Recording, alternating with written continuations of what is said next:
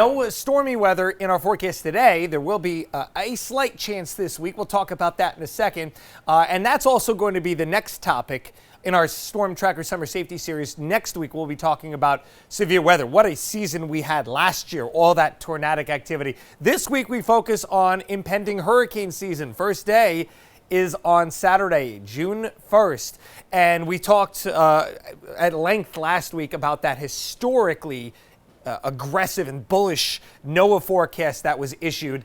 And we're going to break down a little bit why. This is part of what we will be talking about on Friday. So I hope you'll stay tuned and look out for that. But just to give you a quick little precursor here, there's really two factors on why we're thinking this is going to be potentially a historically busy hurricane season. Number one is La Nina. So what's happening in a La Nina season is the opposite of El Nino. I think El Nino is the more household of the two, but La Nina is sort of the opposite. What happens is you get strong trade winds, much stronger. They're not strong at all during an El Nino pattern, and so you get warmer water here. But when they're strong, they blow that surface water west into the Pacific, and then you get cooler water coming up from below. This translates into less wind shear moving across in the upper atmosphere into the Atlantic basin, and that is favorable for hurricane development. So you can actually see all the cold water here, the anomalous cold water here in the equatorial eastern Pacific Ocean, right off the Galapagos Islands there.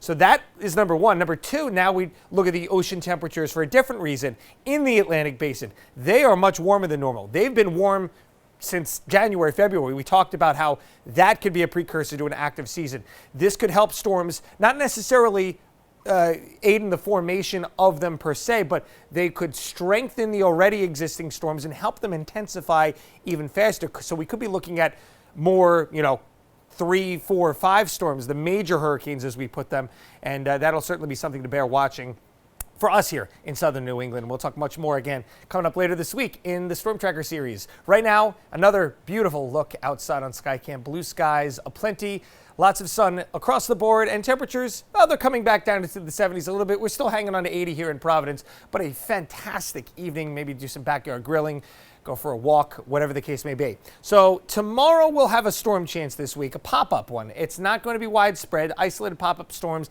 later in the afternoon. More of a just gloomy day with rain, just plain rain on Thursday. That's going to be the worst day of the week. Look how low the rain chances are through the weekend. A real nice stretch setting up. Very similar to what we have out there today. Again, there are your temperatures, lots of sunshine, cooler along the water because of that southwest wind that has developed this afternoon, but a pretty nice due west wind, which has kept even the shore points in the 70s and, outside of Block Island, which, of course, surrounded by water, is going to be in the 60s almost every day this time of year. It's been pretty nice out there uniformly. There are a couple of pop-up storms off to our west here. There's an cold front situated just not too far away from that. You see a couple of strokes of lightning there. These are not severe storms. They are fairly innocent. They're just causing some occasional downpours along that front. And that's slowly going to push over us, and that's what brings us that chance tomorrow. Then there's another series of fronts here, and a low pressure centered over the Great Lakes. That's going to rotate in, and that's going to give us that gloomier day coming up on Thursday. So again, nice evening out there. Maybe a couple of, growing clouds. There could even be a sprinkle around sundown here, 8 o'clock. We'll have to watch for that. Interesting, the models have been picking up on that this afternoon. Then another glorious start to the day tomorrow. Lots of sun, not a cloud in sight, but again, watching for a couple of those convective cells to pop up in the afternoon. Not a huge deal there. As we head into Thursday, though, cloudy across the board, and look at these showers just rotating in here. Just a fairly gloomy day and a cooler day as well, but we should get the sunshine back as we head into Friday, and a high of 70 degrees, and the warming trend will continue to grow through the weekend. 76 on Saturday, 79 on Sunday. Monday and Tuesday, we're looking at temperatures in the low 80s. If you guys have a problem with that forecast, I don't know what to tell you. Hello, June. I can tell you that. Yes, hello, wow, June. That is looking spectacular. I said at 4 o'clock, John, and you feel free to disagree or agree, but I said I don't say this lightly. I think this might be the nicest weekend, or top 3 nicest weekend of the year. Weekend of the year. Yeah. Already, you're claiming it already. He is. I mean, we'll get some nice ones. That's impressive. Yeah, I mean, listen, you got low humidity, you got sunshine, and you got dry. Seasonable, nice temperatures, not too warm or anything like that.